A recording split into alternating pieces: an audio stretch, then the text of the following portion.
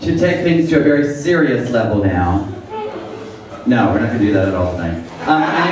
If you do get up here, it's fine to end with like maybe one nice thing, but this is a roast / tribute. So, you know, if you want to ride home, you have to be me.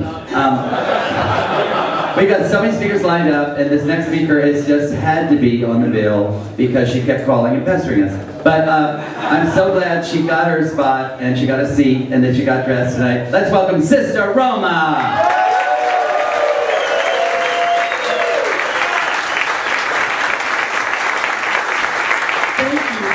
Thank you. You know what? I love that shirt. I have one just like it. I think it's fierce.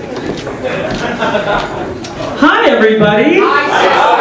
How are you? You know, I'm so honored to be here, and I have to tell you guys, it's like a who's who in here. Who the hell are you? Katie Glamour, my dear, I'm sorry, you are up for elimination. It is time to lip sync for your life. Alright, so you know what, I gotta tell you guys something, and I've never told anyone this. I feel like now is the time and place to break my silence. But Lenny and I actually hooked up before. And Lenny, I know you may never forgive me, and you may never speak to me again, may have me arrested again. I wrote a poem about it. It was so beautiful and moving and special to me that I wrote a poem about it. Would you like to hear it? I call it My Night with Lenny. Alternately titled, I Thought the Cop Was the Top, but it was too late to stop.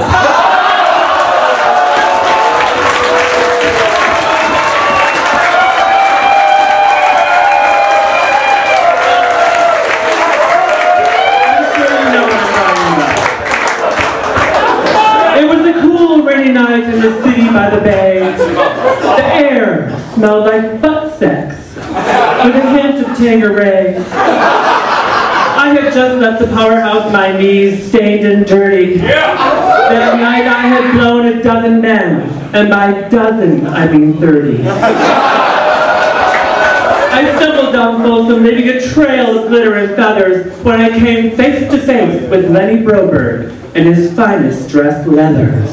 Could it really be him with his award-winning smile, that thick head of hair, and that mustache?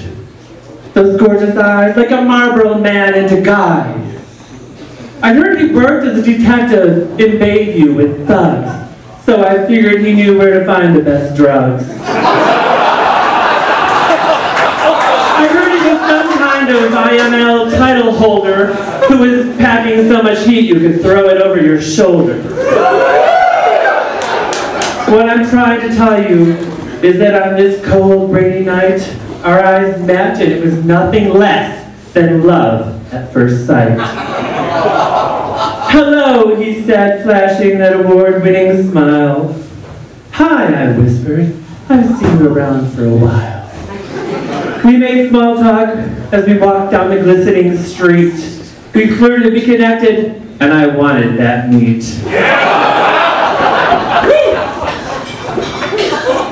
He offered me a ride. He had parked nearby. And when I saw his police car, I almost started to cry. I couldn't believe this was happening. I couldn't believe my luck as I climbed in the back of the cruiser expecting to fuck. The night was like magic. I didn't want it to stop. I mean, who doesn't want to get fucked by a cop? I pulled off my habit and threw my legs in the air. I knew people were watching, but I didn't care. They were all jealous. They all wanted him, but I got him. Then Lenny uttered those 3 dreaded words. I'm a bottom.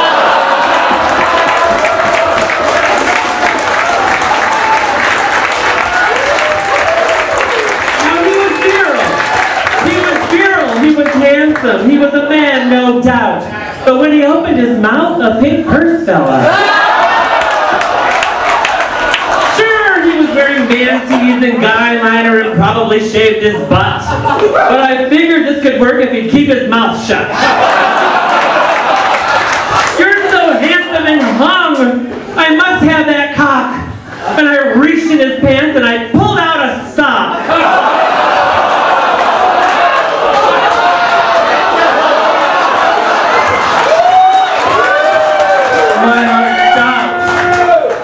everything got quiet and still. I didn't know if it was him or myself I wanted to kill. Instead, I picked my boa and poppers up off of the floor. All right, I said, it's not like this hasn't happened before.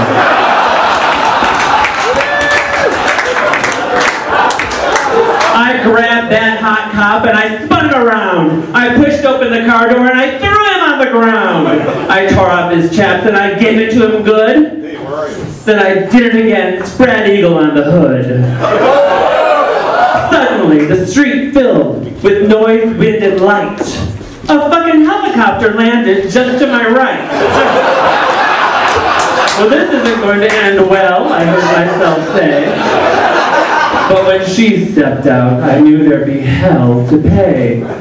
There she was, dressed in red, Donna fucking Sachet.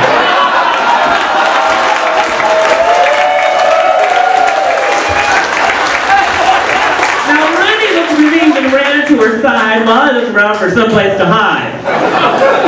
Roma! She yelled from under her crown. You know Lenny is mine when Mark Leno's out of town.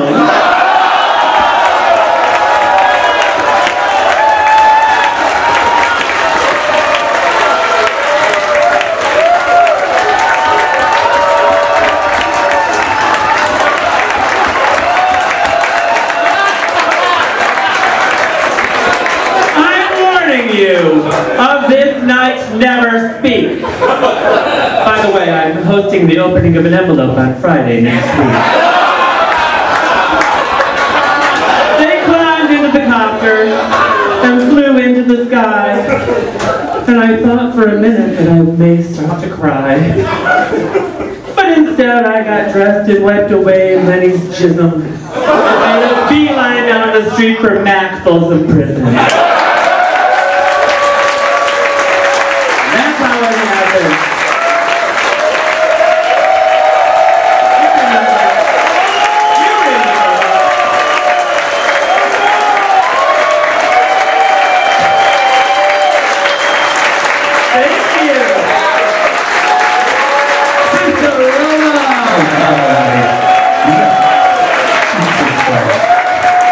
So how do we follow that with somebody in court or another sweet good interpretive dance? Oh dear.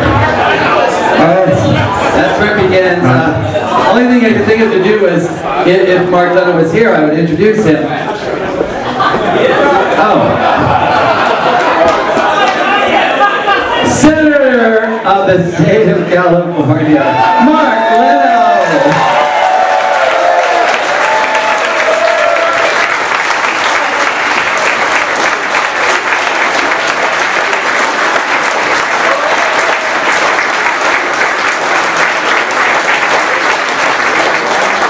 Oh, Mark, how are you?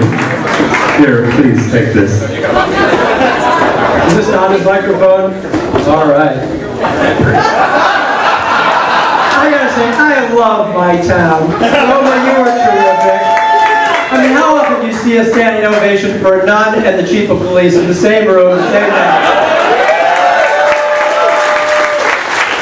And look at all who's here, but you know, they say it takes a village to roast a pig.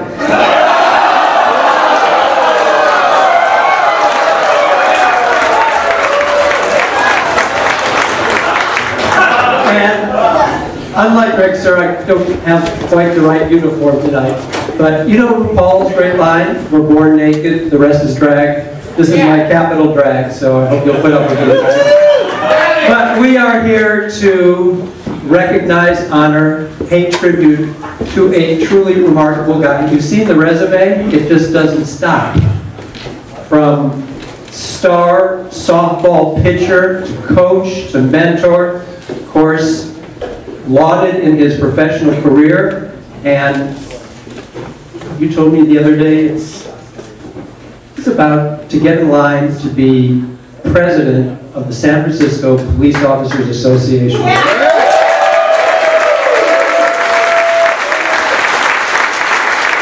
That's breaking the glass ceiling. Right, we're very proud of you. course, all of his leather titles. And then, of course, he's got this new gig now, late in life. He's become this star auctioneer. Everyone wants him at their fundraiser, so everyone loves him. And making friends left and right, and who knows what else.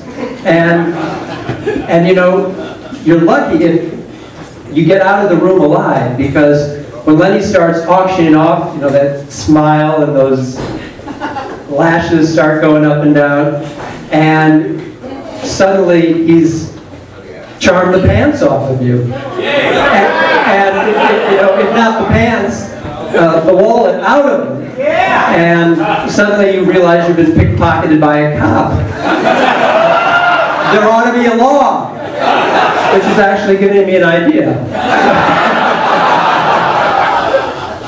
So, it's been a pleasure getting to know Lenny. We both sort of got into public life together in the late 90s as he was making his way up the ranks in the police department. I've taken my seat on the Board of Supervisors, and it's been a real pleasure growing up with you in the public eye.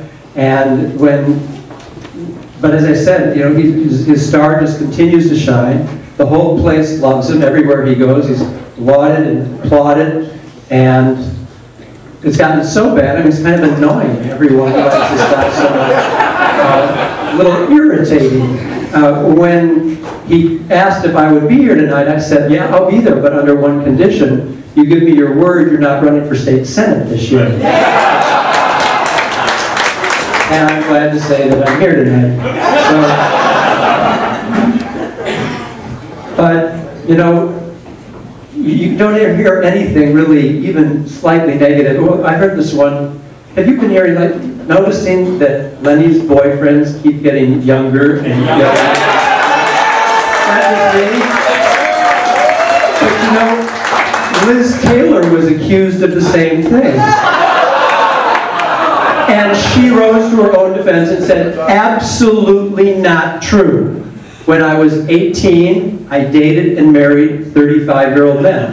When I was 28, I dated and married 35-year-old men. When I was 48, I dated and married 35-year-old men. I have not, the boys have not gotten younger, I have gotten older. And the same can be said of Lenny Broberg.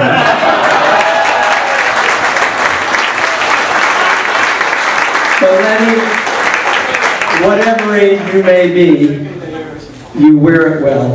We should all be so fortunate. You look great, you're soaring, we're so proud of you, and of course, I have a framed resolution from the State Senate. And we've printed Roma's poem on it.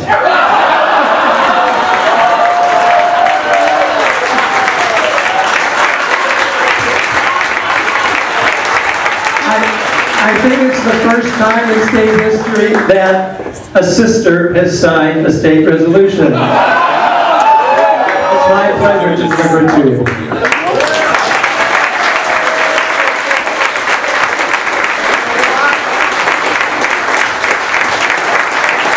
Thank you, Mark.